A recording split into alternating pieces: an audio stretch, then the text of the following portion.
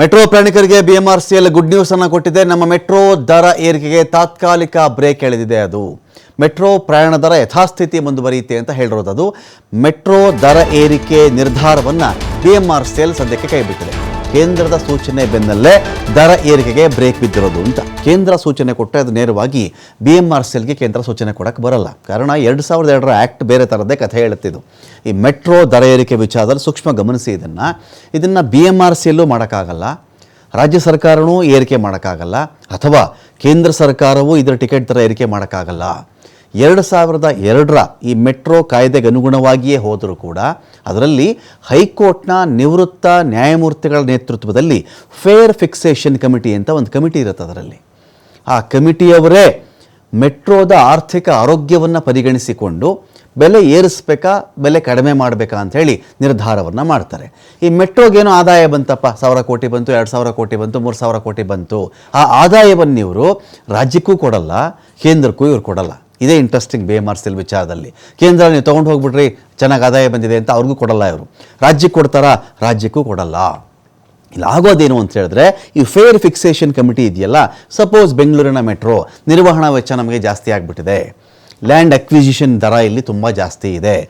ದೇಶದ ಬೇರೆ ಬೇರೆ ಕಡೆ ಮೆಟ್ರೋಗಳಿಗೆ ಹೋಲಿಸಿಕೊಂಡ್ರೆ ಲ್ಯಾಂಡ್ ಅಕ್ವಿಸಿಷನ್ ರೇಟ್, ಭೂಮಿಯ ದರ ಇಲ್ಲಿ ಜಾಸ್ತಿ, ಇಲ್ಲಿ ಬೇರೆ ಬೇರೆ ನಿರ್ವಹಣಾ ವೆಚ್ಚಗಳು ಜಾಸ್ತಿ, ಕಟ್ಟಡ ಕಾಮಗಾರಿ ಅಥವಾ ಕಾರ್ಮಿಕರದು ವೆಚ್ಚ ಇಲ್ಲಿ ಜಾಸ್ತಿ ಅಂತ ಬಂದಾಗ, ಆ ರೀತಿ ವೆಚ್ಚ ಎಲ್ಲ ಜಾಸ್ತಿ ಆದಾಗ ಲಾಭ ಬರ್ತಾ ಇದೆ ಅಂತ ಅನಿಸಿದ್ರೂ ಕೂಡ ಅದು ಬೇರೆದಕ್ಕೆ ಸರಿದೂಗ್ತಾ ಹೋಗುತ್ತೆ.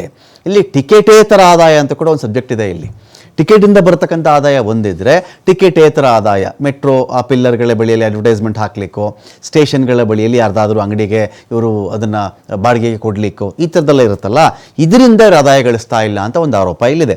ದೇಶದ ಬೇರೆಲ್ಲ ಮೆಟ್ರೋಗಳು ಈ ಥರ ಆದಾಯ ಮಾಡ್ಕೊಳ್ತವೆ, ಈ ಬೆಂಗಳೂರಿನ ಮೆಟ್ರೋ ಮಾತ್ರ ಈ ಥರ ಮಾಡ್ಕೊಳ್ತಾ ಇಲ್ಲ. ಇದು ಇವರ ಪ್ರಾಬ್ಲಮ್ ಅಂತ ಹೇಳಿ ಇದೆಲ್ಲವನ್ನು ಪರಿಗಣಿಸ್ಕೊಂಡು ಏನು ಮಾಡ್ತಾರೆ, ದರ ಏರಿಕೆ ಮಾಡಬೇಕಾ ಬೇಡವಾ ಅಂಥೇಳಿ ಫೇರ್ ಫಿಕ್ಸೇಷನ್ ಕಮಿಟಿ ಡಿಸೈಡ್ ಮಾಡ್ತಾರೆ. ಅವರು ಡಿಸೈಡ್ ಮಾಡೋದು ₹5 ಜಾಸ್ತಿ ಅಂದರೆ ₹5 ಜಾಸ್ತಿ, ₹5 ಕಡಿಮೆ ಅಂದರೆ ₹5 ಕಡಿಮೆ. ಮೆಟ್ರೋ ಚೆನ್ನೈ ಇದೆಯಲ್ಲ, ಚೆನ್ನೈಲಿ ಅವ್ರು ಕಡಿಮೆ ಮಾಡಿರೋದು ಹೌದು. ಇದರ ಮಧ್ಯದಲ್ಲಿ ಇಲ್ಲಿ ಯಾವತ್ತಾದರೂ ಬೆಲೆ ಕಡಿಮೆ ಆದ ಕೇಂದ್ರ ಕಡಿಮೆ ಮಾಡ್ತು ಅಂತಾನೋ, ರಾಜ್ಯ ಕಡಿಮೆ ಮಾಡಿಬಿಟ್ಟಿದ್ದಾರೆ ಅಂತಾನೋ, ಇಲ್ಲ ಬೆಲೆ ಜಾಸ್ತಿ ಆಯಿತು ಅಂತ ಅಂದ್ಕೊಳ್ಳಿ, ನರೇಂದ್ರ ಮೋದಿ ಸರ್ಕಾರ ಜಾಸ್ತಿ ಮಾಡಿಬಿಟ್ಟಿದ್ದಾರೆ, ಸಿದ್ದರಾಮಯ್ಯನವ್ರ ಸರ್ಕಾರ ಜಾಸ್ತಿ ಮಾಡಿಬಿಟ್ಟಿದ್ದಾರೆ, ಎರಡೂ ಅಲ್ಲ. ಇಲ್ಲಿ ಅದು ಎರಡೂ ರಾಂಗ್. ಇಲ್ಲಿ ಕೇಂದ್ರ ಪ್ರಭಾವ ಬೀರಿರಬಹುದು, ಮಾಡಬೇಡಿ ಸ್ವಲ್ಪ ದಿನ ಮುಂದೂಡಿ ಅಂತೇಳಿ ಹೇಳಬಹುದು ಅಷ್ಟೇ. ಬಟ್ ಫೈನಲ್ ಡಿಸಿಷನ್ ಇರೋದು ಯಾರ ಬಳಿ ಅಂತ ಹೇಳಿದ್ರೆ ಫೇರ್ ಫಿಕ್ಸೇಷನ್ ಬಳಿನೇ.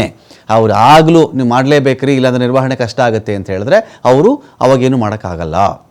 ಇದರ ಮಧ್ಯದಲ್ಲಿ ಈ ಸರಿದೂಗಿಸ್ಬೇಕು ಅಂಥೇಳಿ ರಾಜ್ಯಗಳ ಬಳಿಯಲ್ಲಿ ಒಂದಷ್ಟು ಹಣವನ್ನು ಇವ್ರು ಕೇಳ್ತಾರೆ. ನಮಗೊಂದು 200 ಕೋಟಿ ಬೇಕಾಗುತ್ತೆ, ಇವಾಗ ನಿಮ್ಮ ಕಡೆಯಿಂದ 300 ಕೋಟಿ ಬೇಕಾಗುತ್ತೆ ಅಂದರೆ. ಯಾಕಂದರೆ ಏನೇ ಆದಾಯ ಬಂದರೂ ಇವರು ಮೆಟ್ರೋದ ಮುಂದಿನ ಅಭಿವೃದ್ಧಿ ಕೆಲಸಗಳು, ಇನ್ನೊಂದು ನಿಲ್ದಾಣಿಗೆ ಎಕ್ಸ್ಟೆಂಡ್ ಮಾಡಬೇಕಾ, ಇನ್ನೊಂದು ಪಿಲ್ಲರ್ ಹಾಕಬೇಕಾ ಅಂತ ಬಂದಾಗ ಆ ಹಣನ ಅಲ್ಲೇ ವಿನಿಯೋಗಿಸ್ತಾರೆ ಇವರು. ಹಾಗಾಗಿ ಆ ರೀತಿ ಬಂದಾಗ ರಾಜ್ಯದ ಕಡೆಯಿಂದ ಸದ್ಯಕ್ಕೆ ನಾವು 200 ಕೋಟಿ ಕೊಡೋಕ್ಕಾಗಲ್ಲ ಅಂತ ಹೇಳಿದ್ರು ಅಂತ ಒಂದು ವಿಚಾರ.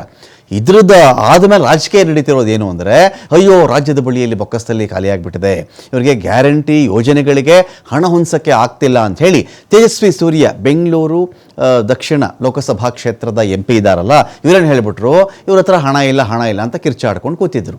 ಇವ್ರ ಹತ್ರ ಹಣ ಇದೆ ಅಂದರೂ ಇದೇ ಮಾತೆ, ಇಲ್ಲ ಅಂದರೂ ಇದೇ ಮಾತೆ. ಇದು ರಾಜ್ಯ ಮತ್ತು ಕೇಂದ್ರದ ವಿಚಾರಕ್ಕೆ ಬರಲ್ಲ.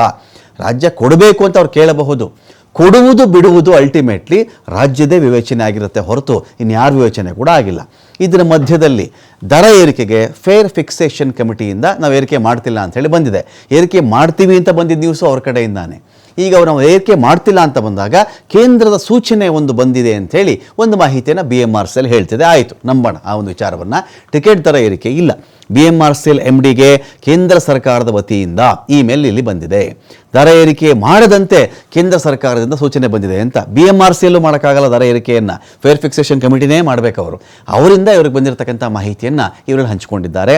ಕೇಂದ್ರ ಸೂಚನೆ ಬೆನ್ನಲ್ಲೇ ಬಿಎಂಆರ್ಸಿಎಲ್ ಹೇಳ್ತಾ ಇದೆ, ಇಲ್ಲಿ ನಾವಿಲ್ಲಿ ಟಿಕೆಟ್ ದರ ಏರಿಕೆ ಮಾಡ್ತಾ ಇಲ್ಲ. %5 ದರ ಏರಿಕೆಗೆ ಒಂದು ರೀತಿಯಲ್ಲಿ ಬಿಎಂಆರ್ಸಿಎಲ್ ಮುಂದಾಗ್ತಾ ಇತ್ತು. ಆ ಒಂದು ಪ್ರಸ್ತಾವನೆ ಸಹಜವಾಗಿ ಅವರು ಕಳಿಸ್ಕೊಟ್ಟಿರ್ತಾರೆ FFCಗೆ. ಸೊ ಅಲ್ಲಿಂದ ಏನು ಮಾಡಬಾರ್ದು ಅಂತ ಬಂದಾಗ ಸುಮ್ಮನೆ ಆಗಿರ್ತಾರೆ ಅವರು. ಇವತ್ತೇ ದರ ಏರಿಕೆ ಭವಿಷ್ಯ ಇತ್ತು, ಮೆಟ್ರೋ ಟಿಕೆಟ್ ದರ ಏರಿಕೆ ಭವಿಷ್ಯ ಇವತ್ತೇ ಡಿಸೈಡ್ ಆಗ್ತಾ ಇತ್ತು. ಇವತ್ತು ಬಿಎಂಆರ್ಸಿಎಲ್ ಮಂಡಳಿಯ ಸಭೆ ಇರುತ್ತೆ. 5% ಏರಿಕೆ ಮಾಡಬೇಕಾ ಬೇಡವಾ ಅಂತ ಹೇಳಿ ನಿರ್ಧಾರ ಮಾಡುವುದಿತ್ತು. ಮತ್ತೊಂದು ದರ ನಿಗದಿ ಸಮಿತಿ ರಚನೆ ಮಾಡುವಂಥ ಬಗ್ಗೆ ಚರ್ಚೆ ನಡೆದಿದೆ. ಇದೀಗ ನಾನು ಆಗಲೇ ಹೇಳ್ತಾ ಇದ್ದೆ, ದರ ನಿಗದಿ ಸಮಿತಿ ಫೇರ್ ಫಿಕ್ಸೇಷನ್ ಕಮಿಟಿ ಇದೆಯಲ್ಲ, ಇದಲ್ಲದೆ ಇನ್ನೂ ಒಂದು ಕಮಿಟಿ ನಾವು ಮಾಡಬೇಕು ಅಂತ ಕೂಡ ಒಂದು ಚರ್ಚೆ ನಡೀತಾ ಇದೆಯಂತೆ. ಇಲ್ಲಿ ದರ ನಿಗದಿ ಸಮಿತಿಯ ಶಿಫಾರಸು ಇಲ್ಲದೆ ದರ ಏರಿಕೆ ಅಥವಾ ದರ ಇಳಿಕೆ ಮಾಡೋಕ್ಕೆ ಅವಕಾಶ ಇಲ್ಲ. ಹಾಲಿ ಸಮಿತಿ ಶಿಫಾರಸಿನಂತೆಯೇ 5% ಅವ್ರು ಹೇಳಿಬಿಟ್ಟಿದ್ರು, ಫೇರ್ ಫಿಕ್ಸೇಷನ್ ಕಮಿಟಿ ಅವರು 5% ಜಾಸ್ತಿ ಮಾಡಬೇಕು ಅಂತ ಹೇಳಿ. ಆದರೆ ಕೇಂದ್ರ ಎಲ್ಲ ಒಂದು ಪ್ರೆಷರ್ ಹಾಕಿದ ಮೇಲೆ ಸದ್ಯಕ್ಕೆ ಅವರು ಮಾಡ್ತಾ ಇಲ್ಲ ಅಂತ.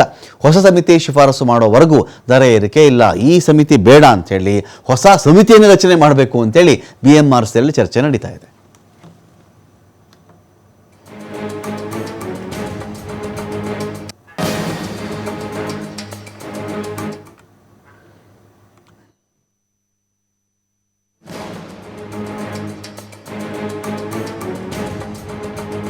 ಯಾಕೆ ಅಂತ ಬಂದರೆ, ಮೆಟ್ರೋ ದರ ಏರಿಕೆ ಯಾಕೆ ಅಂತ ಬಂದರೆ, ನಮ್ಮ ಮೆಟ್ರೋ ನಿರ್ವಹಣಾ ವೆಚ್ಚ ವರ್ಷದಿಂದ ವರ್ಷಕ್ಕೆ ಜಾಸ್ತಿ ಆಗ್ತಾ ಇದೆ. ಮೆಟ್ರೋ ನಿರ್ವಹಣೆ ಮಾಡ್ತಿರ್ತಕ್ಕಂಥ BMRCLಗೆ ನಷ್ಟ ಆಗ್ತಾ ಇದೆ. ದೇಶದ ಅತ್ಯಂತ ಶ್ರೀಮಂತ, ಅತ್ಯಂತ ಹೆಚ್ಚು ಟಿಕೆಟ್ ಬೆಲೆ ಇರೋದೇ ನಮ್ಮ ಮೆಟ್ರೋದಲ್ಲಿ. ಇಲ್ಲೇ ನಿರ್ವಹಣೆ ಮಾಡೋಕ್ಕಾಗ್ತಿಲ್ಲ ಅಂದರೆ ಹೇಗೆ? 70,000 ಕೋಟಿಯೊಂದಿಗೆ ಅತ್ಯಂತ ಶ್ರೀಮಂತ ಮೆಟ್ರೋ ಇದು. ಆದರೆ ಕಡಿಮೆ ಬಳಕೆ ಮೆಟ್ರೋ ನಡೀತಾ ಇದೆ ಇಲ್ಲಿ. BMRCL ಈಗಾಗಲೇ ಬ್ಯಾಂಕ್ಗಳಿಂದ ಸಾವಿರಾರು ಕೋಟಿ ರೂಪಾಯಿ ಸಾಲ ತಗೊಂಡಿದೆ ಅದು. ಹೀಗಾಗಿ ಟಿಕೆಟ್ ದರ ಹೆಚ್ಚಿಸಿ ನಷ್ಟದ ಹೊರೆ ತಪ್ಪಿಸ್ಕೊಳ್ಬೇಕು ಅಂತೇಳಿ BMRCL ಪ್ಲಾನ್ ಕೂಡ ಇತ್ತು. ಆದರೆ ಇದು ಯಾವುದಕ್ಕೂ ಇದೀಗ ಅವಕಾಶ ಸಿಕ್ಕಿಲ್ಲ.